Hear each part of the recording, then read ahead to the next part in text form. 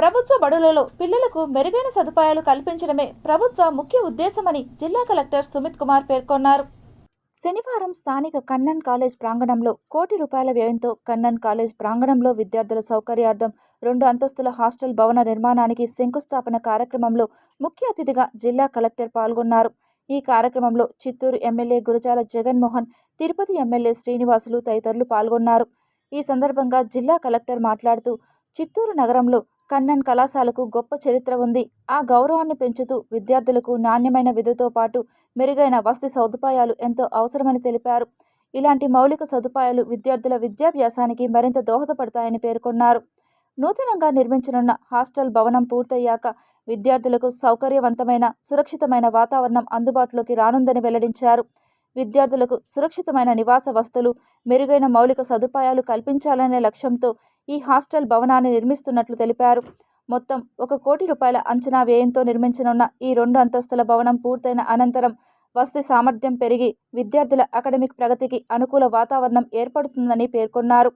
కళాశాల అభివృద్ధి దిశగా చేపడుతున్న ఈ కీలక ప్రాజెక్టు విద్యార్థుల సంక్షేమానికి దోహదపడుతుందని, భవిష్యత్తులో మరిన్ని మౌలిక వసతుల అభివృద్ధి కార్యక్రమాలు అమలు చేస్తామని నిర్వాహకులు తెలిపారు. ఈ శంకుస్థాపన కార్యక్రమంలో తుడా చైర్మన్ కటారి హేమలత, మాజీ ఎమ్మెల్సీ రాజా నరసింహులు, కళాశాల పూర్వ విద్యార్థులు, స్థానిక ప్రజాప్రతినిధులు, కళాశాల ప్రిన్సిపల్, అధ్యాపక బృందం తదితరులు పాల్గొన్నారు. సుమారుగా 200 పిల్లలు బేసికలీ ఇప్పుడు బయట ఉంటున్నారు, రెంటెడ్ అకామిడేషన్లో ఉంటున్నారు. ప్రతి నెల 2,000-3,000 రూపాయలు పే చేస్తున్నారు. సో వాళ్ళకి ఒక మంచి ఫెసిలిటీ క్రియేట్ అవుతుంది ఇక్కడ. ఇది అంత సాధ్యం ఎట్లా అవుతుంది? బేసికలీ ఓల్డ్ స్టూడెంట్ అసోసియేషన్స్ ఈ ప్రపోజల్తో సహా వచ్చారు. ప్రపోజల్ వచ్చిన తర్వాత చిత్తూరు ఎమ్మెల్యే వాళ్ళ కార్పొరేషన్తో మరియు Tirupati MLA, CHUDA chairman and MP గారు, ఈ నలుగురు బేసికలీ పాత్ర చాలా ముఖ్యమైన. వాళ్ళు కాంట్రిబ్యూషన్స్తో, వాళ్ళ జెన్యూసిటీతో ఈరోజు మనం ఇది స్టార్ట్ చేస్తున్నాము.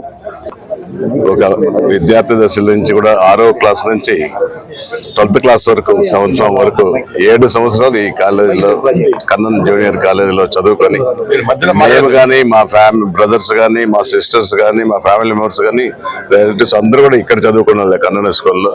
ఆ ఒక ముఖ్య ఉద్దేశంతోనే ఈ రోజు ప్రతి మంచి కార్యక్రమం మన కలెక్టర్ గారి ద్వారా, ఎమ్మెల్యే గారి ద్వారా, ఈ తుడా చైర్మన్ ద్వారా, ఎంపీ గారి దగ్గర నుంచి కూడా నిధులు ఇప్పించి, జేఎంసీ ట్రస్ట్ నుంచి కూడా కొంత నిధులను 40 లక్షల రూపాయలు ఇప్పించి ఈ యొక్క లైబ్రరీ బిల్డింగ్ కోసం అందరూ కృషి చేశారు. చాలా సంతోషంగా ఉంది. ముందుగా ఒక స్టెప్ తీసుకున్న మా కలెక్టర్ గారికి ప్రత్యేక ధన్యవాదాలు. అలాగే జేఎంసీ ట్రస్ట్ నుండి 40 లక్షలు నేను కూడా ఇక్కడే చదువుకున్నా, మా కుటుంబ సభ్యులందరూ కూడా చదువుకున్నారు.